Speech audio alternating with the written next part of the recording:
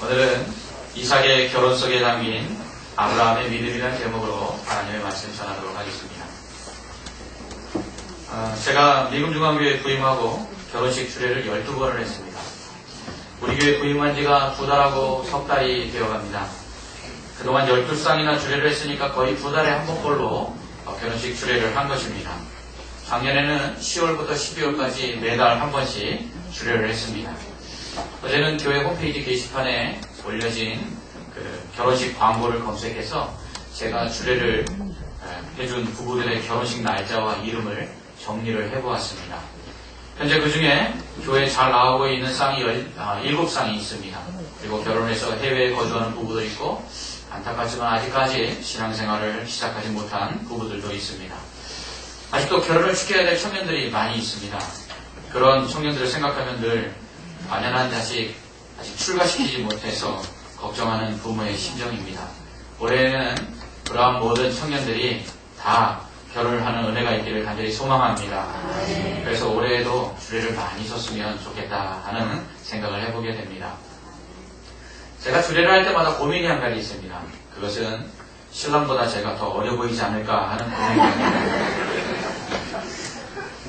저는 일단 제가 주례 부탁을 받으면 결혼하는 신랑 신부 당사자들이 신앙생활을 하지 않는다 할지라도 아직 믿음이 없다 할지라도 또 결혼식 예배로 드리지 않는다 할지라도 주례를 마다하지 않고 섭니다. 대부분의 목사님들은 결혼하는 신랑 신부가 모두 세례를 받거나 아니면 둘 다 학습 이상은 받아야 주례를 서주곤 하십니다. 저는 믿는 부모님들이 자식 결혼하면서 그 자녀들의 신앙과 상관없이 그래도 하나님 앞에 목사 주례를 통해서 결혼식을 올렸으면 좋겠다 하는 그 마음을 알기에 저는 거절하지 아니하고 부모님들이 믿으시고 또 제게 주례를 부탁하면 제가 주례를 합니다. 또 결혼 당사자들이 믿음이 없다 할지라도 그들이 목사의 주례를 받고 결혼하면 그래도 믿지 않는 사람이 주례해 준 것보다 낫지 않겠나 하는 생각을 가지고 주례를 합니다. 주례를 하면서 늘 갖는 생각은 주례를 하는 가정들이 잘 사는 것입니다. 서로 사랑 안에서 행복하게 그리고 신앙생활 잘하고 건강하며 또 자녀 잘 낳고 가정의 형편이 어렵지 않고 잘 사는 것 그것이 주례를 선 부부들을 위해서 지금도 기도하고 있는 목사의 작은 소박한 바람입니다.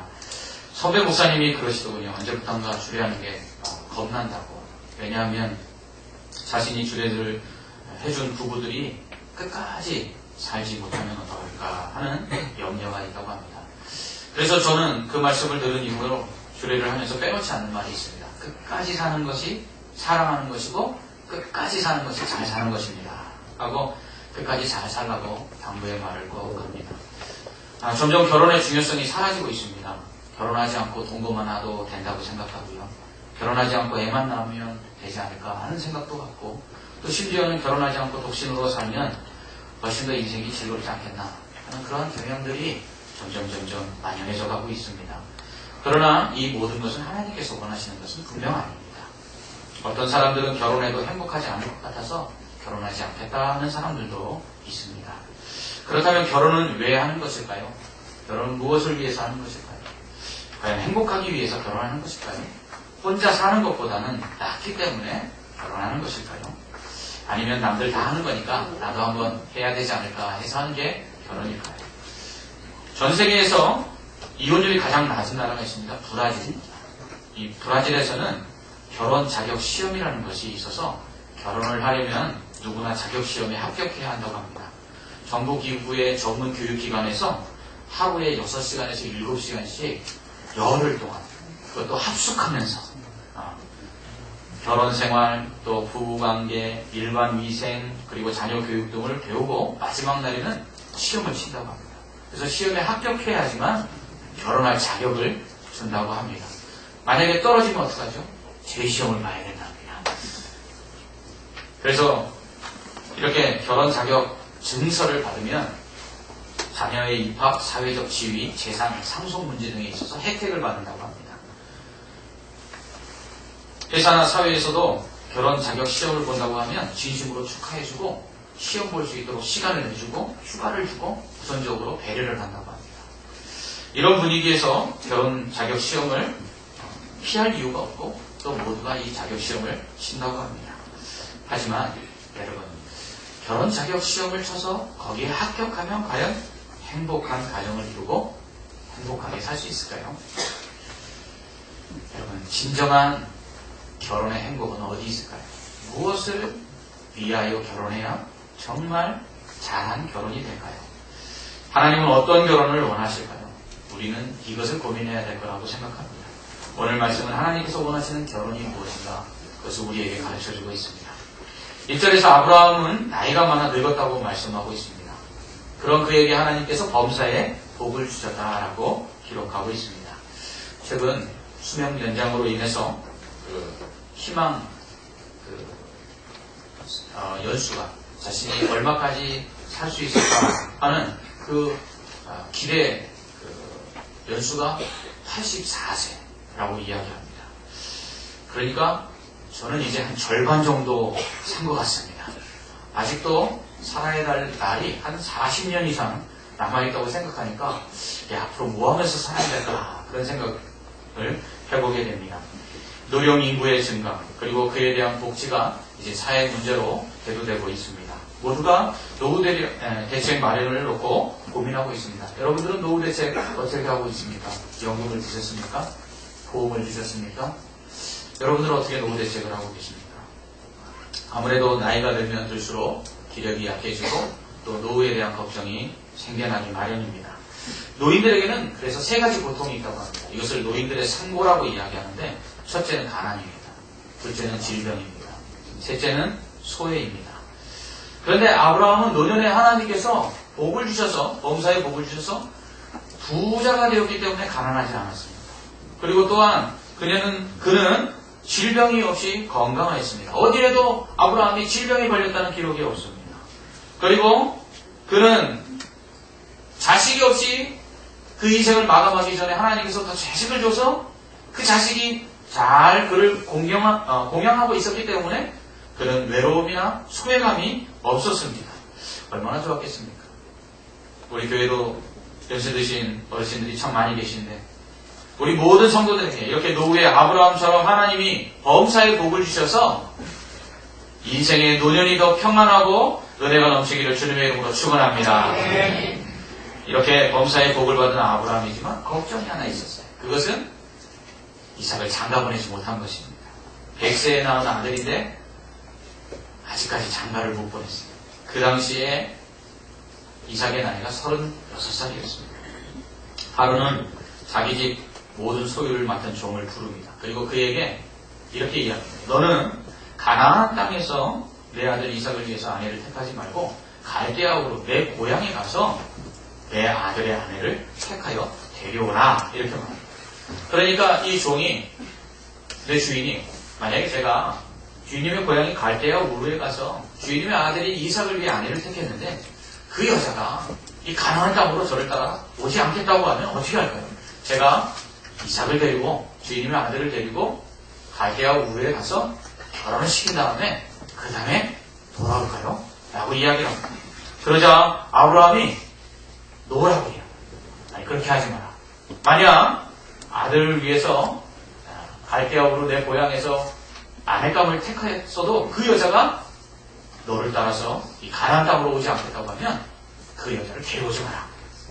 내가 만약 그 여자가 오지 않는다고 하면 내가 너와 한 이 말은 아무 상관이 없다. 그러니까 절대로 내 아들 이삭을 데리고 갈대아 우르로 가서 결혼시킬 생각은 하지도 마라. 이렇게 당부를 합니다. 그리고서 이것 맹세를 하고는 이 종이 낙타 10줄과 좋은 것들을 가지고 이제 이삭의 아내감을 구하러 아브라함의 고향인 메소포타미아, 즉 바벨론 땅인 갈대아 우르를 향해서 떠나게 됩니다.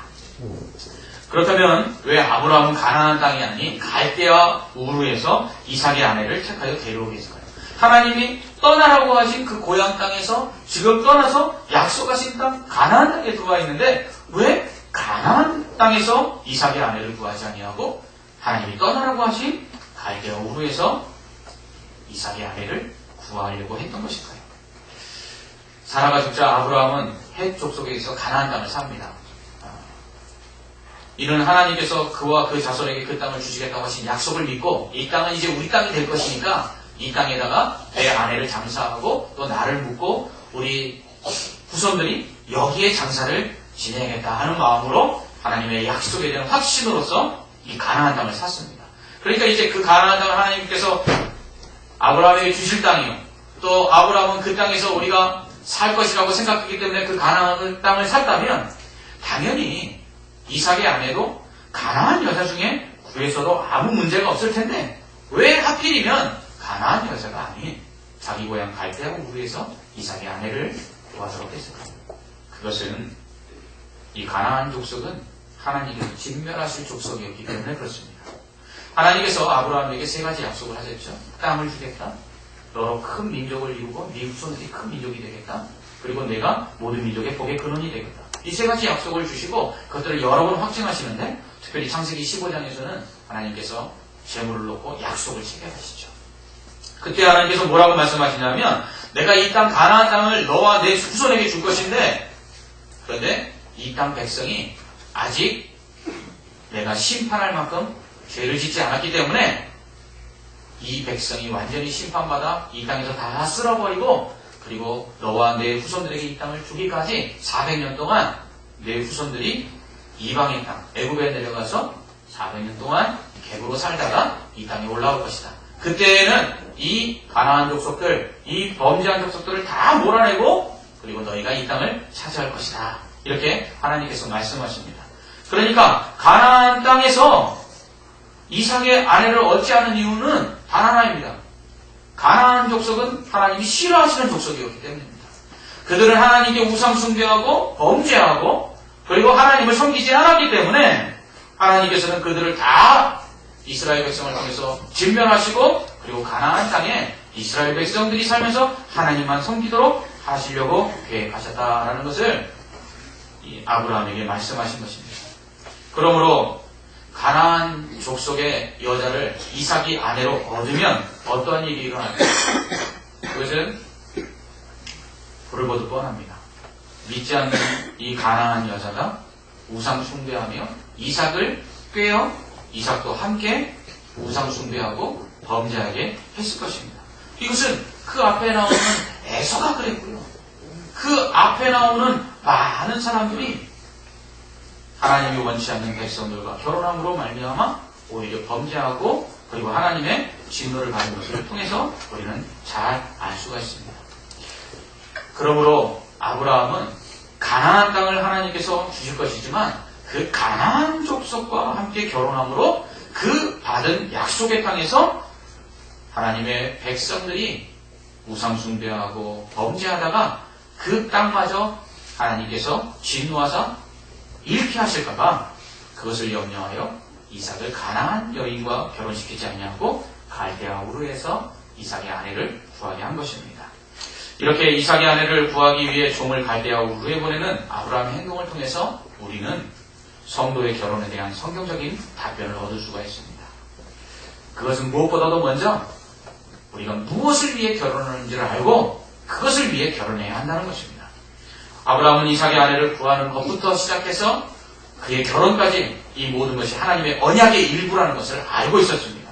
하나님은 아브라함과 그의 자손에게 가나안 땅을 주시겠다고 약속하십니다. 아브라함은 이삭이 바로 그 하나님의 약속, 가나안 땅을 받을 그 약속의 대상이라는 것, 약속의 담지자라는 것을 그는 알고 있었습니다.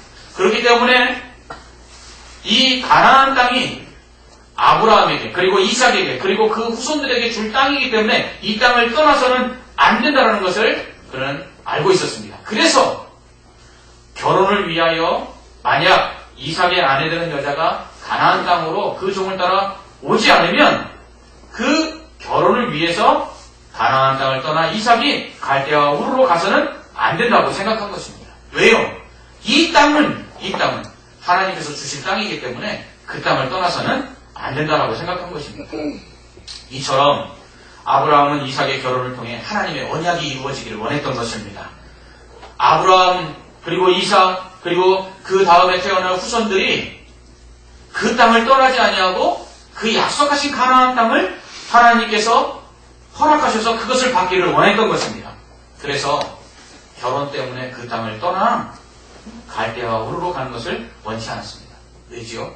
만약에 그렇게 됐다면 혹시 그 갈대아 우르에서 이삭의 아내감을 얻었지만 그 이삭의 아내가 약속하신 가나안 땅에 오기 싫어서 고향을 떠나지 않게 되면 이삭이 하나님이 약속하신 가나안 땅을 떠나서 하나님의 약속을 얻지 못할까 염려하였기 때문에 그를 가나안 땅에서 떠나지 못하도록 한 것입니다.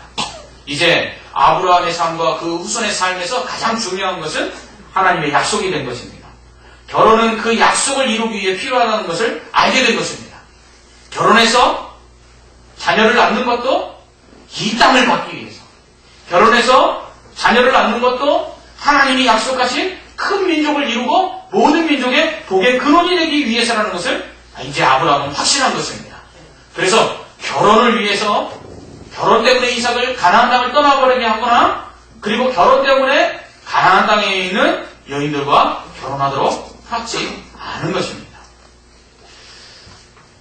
그래서 하나님은 이삭의 아내를 얻기 위해 이삭이 가나안 땅으로 떠나는 것을 허락하지 않는다는 것을 이제한 이 아브라함, 그는 이제 결혼보다 언약이 먼저라는 사실을 분명하게 확신한 것입니다.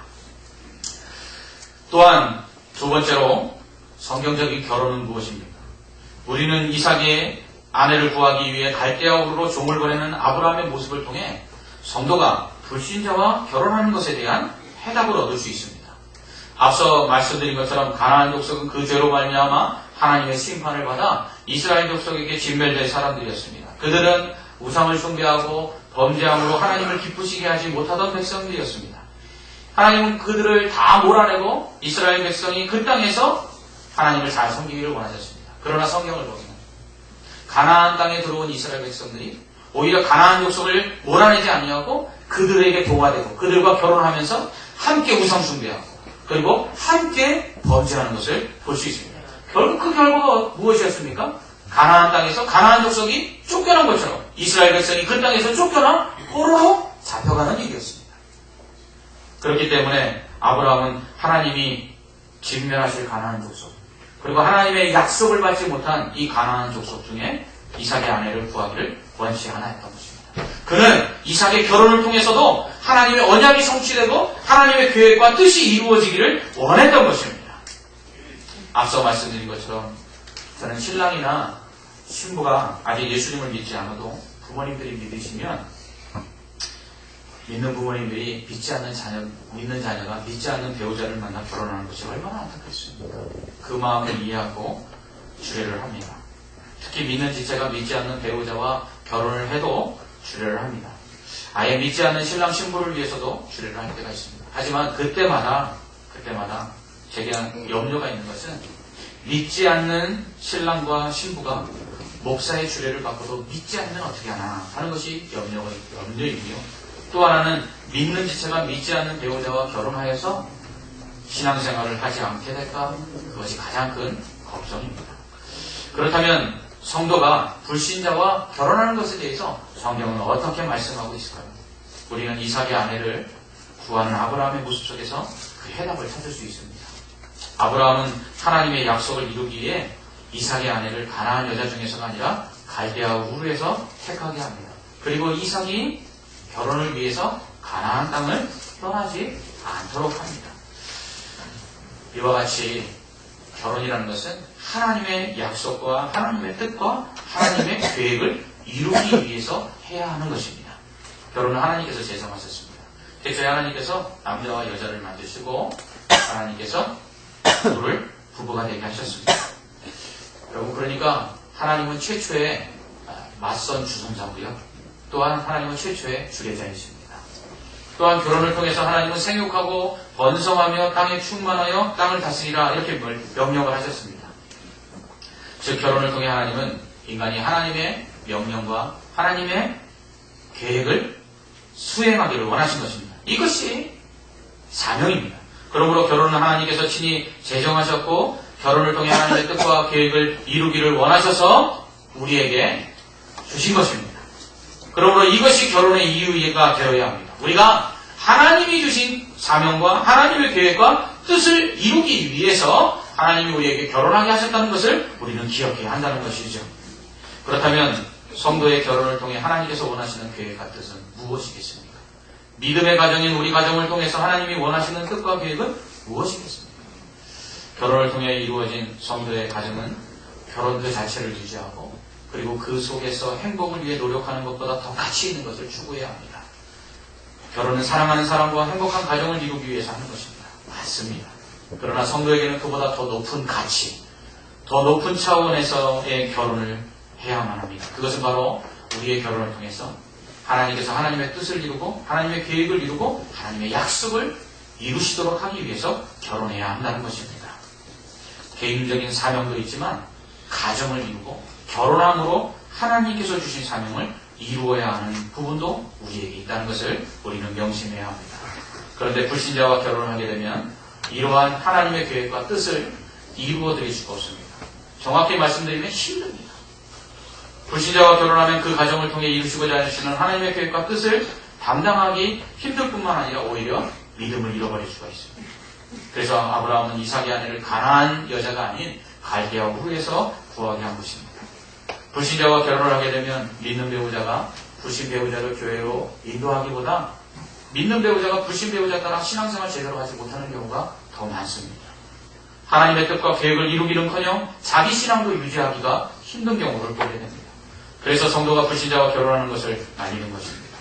그렇기 때문에 불신자와 결혼할 때에는 반드시 다음과 같은 점을 명심해야 합니다. 첫째, 결혼보다 하나님의 뜻이 또 하나님의 계획이 더 중요하다는 사실을 기억해야만 합니다. 아브라함에게 이삭의 결혼보다 하나님의 언약이 더 중요했듯이 우리가 결혼하는 이유가 결혼 그 자체보다 하나님의 뜻과 계획을 이루시기 위함이라는 사실을 우리는 분명히 알아야만 합니다. 그렇다면 불신자와의 결혼에 대해서 심각하게 생각하게 될 것입니다. 둘째로 불신자와 결혼하여 하나님의 뜻과 계획을 이루기 위해서는 반드시 불신 배우자를 믿도록 만들겠다는 결단과 각오를 해야 합니다. 믿는 지체들이 불신 배우자와 결혼하면서 그런 생각 안 가진 사람이 어디 있겠습니까? 많은. 그러나 그러한 생각을 가질 때에 여러분 분명히 이것이 쉽지 않다는 것을 생각하고 각오해야 합니다. 이것은 전쟁이기 때문에 그렇습니다. 사탄이 쉽게 자기 사람 내놓겠습니까? 정말 어렵습니다. 하나님께서 나를 불신 가정에 보내 그 가정을 구원할 선교사로 파송하셨다는 각오가 아니면 불신자와 결혼하는 것 꿈도 꾸지 않았으면 좋겠습니다. 타국에서 복음을 전하는 선교사들의 삶을 아십니까? 그러니 불신 가정에 내가 선교사로 파송돼서 불신 가정에서 그들을 구원하기 위해 불신자와 결혼합니다 라고 말하는 사람들이 있습니다. 여러분 선교사의 삶이 그렇게 녹록하지 않습니다. 정말 모든 것을 다 내려놓고 그리고 희생과 헌신을 해야 선교할 수 있습니다. 얼마 전에 터키에서 선교하시는 선교사님으로부터 기도 편지를 받았습니다.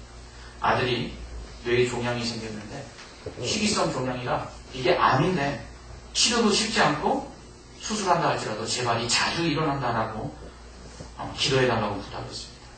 그래도 그 하나님의 은혜가 있었는지 이 아들이 한국에 들어와 있을 때 그 병을 발견하게 되고 또 수술받게 되고 또 아버지 선교사님은 또 한국의 기자연장 때문에 들어와 있다가 아들의 수술과 그리고 회복의 모든 과정을 볼 수가 있었습니다. 그러나 그 부인 선교사님은 암에 걸린 아들이 수술을 받고 병원에 입원해 있는데 한국에 들어올 수가 없었습니다.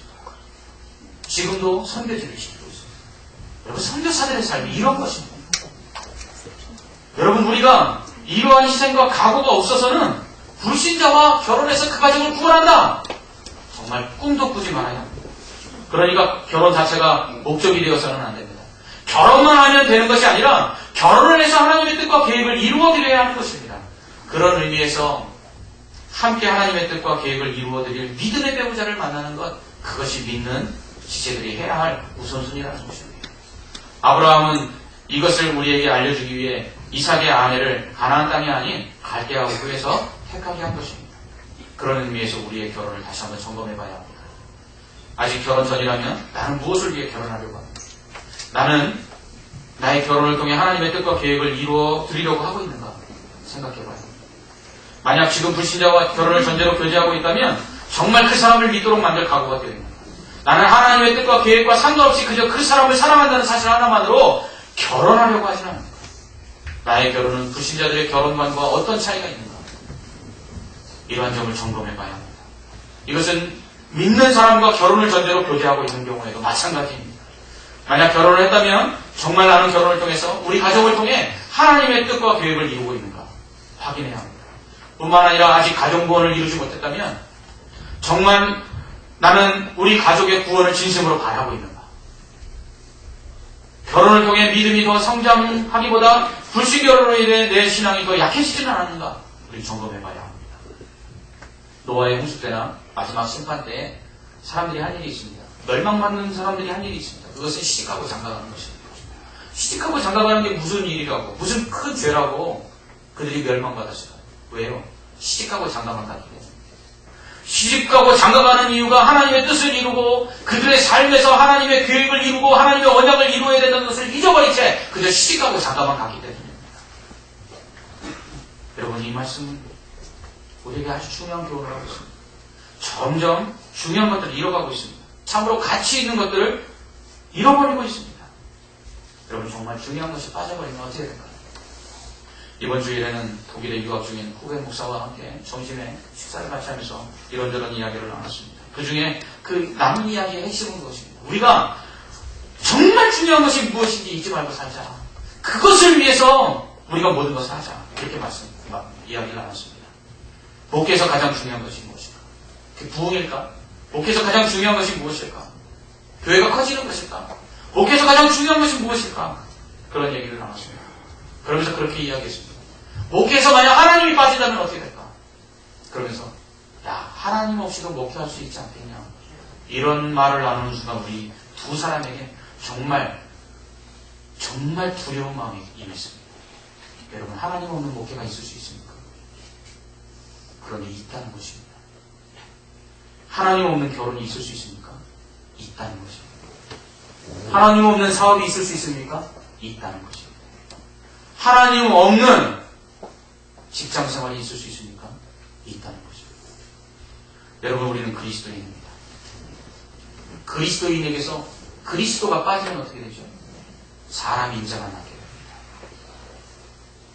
그리스도인인 우리에게서 하나님이 빠지고 그리스도가 빠져버리면 결국 세상에 믿지 않는 사람들과 똑같이 살다가 그렇게 멸망하고 가는 것입니다. 여러분의 결혼에서는 정말 하나님의 계획과 뜻이 이루어지고 있습니다. 여러분의 사업에서는 하나님의 언약이 성취되고 있습니까?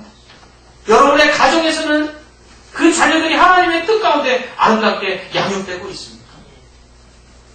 여러분의 직장생활 가운데서는 하나님의 계획이 드러나고 있습니다. 사랑하는 성도 여러분, 오늘 말씀은 우리에게 아주 중요한 이야기를 하고 있습니다. 아브라함이 그 노년의 아들, 얻은 아들 이삭, 그 아들의 결혼을 바라는 그 마음이 얼마나 컸겠습니까? 그런데 그 아들의 결혼보다 더 중요하게 여긴 것은 바로 하나님의 언약이었다는 사실입니다. 아들의 결혼이 좀 더뎌지고 늦어진다 할지라도 그 이삭의 아내를 구하기 위하여 종이 갈대아우로 갔다가 그 여자가 가나안 땅에 오지 않는 것으로 인해서 이삭의 결혼이 늦어진다 할지라도 아브라함은 결혼을 늦춰서라도 하나님의 약속 가운데 이삭이 결혼하기를 원했던 것입니다. 여러분, 결혼에 시간들이 늦춰져서 어쩔 수 없어서 결혼해서는 안 됩니다. 우리의 자녀들이 믿는 사람들 중에 결혼할 대상을 아직까지 찾지 못한 것 때문에 믿지 않는 자 중에서라도 먼저 결혼을 시키고 그 믿지 않는 배우자를 구원시키면 되지 않겠는가? 이렇게 단순하게 생각했으면 되지 않습니다. 우리의 모든 삶을 통해서 하나님은 하나님의 언약과 하나님의 계획과 하나님의 뜻이 이루어지기를 원하고 계십니다. 사랑하는 성도 여러분,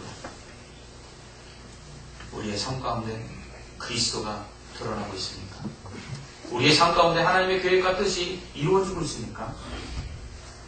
그렇게 하나님의 뜻과 계획들을 이룰 때 하나님께서는 우리로 형통케 하십니다.